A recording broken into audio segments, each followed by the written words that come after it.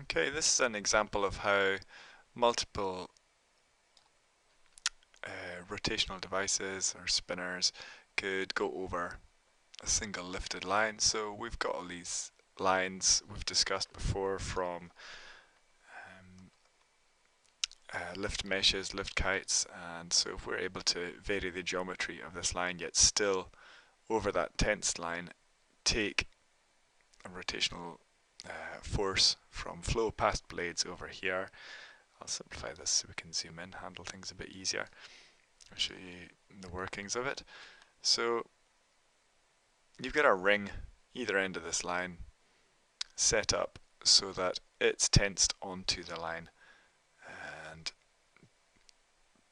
because of that it keeps in plane with the normal to the plane of that line there. Between that you can tense these sticks just as I've done with torque ladders.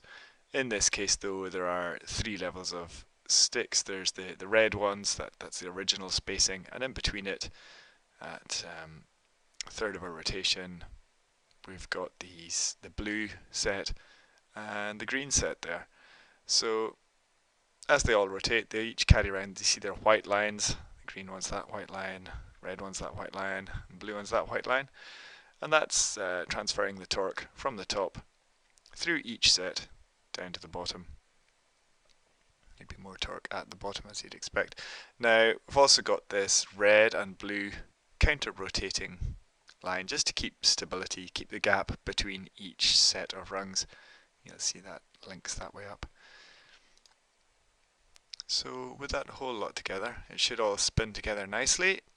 We can mount blade tips or kites or anything like that on the rungs and dip this into, say, flow in a stream, dip it into tidal flow, pull it up into the air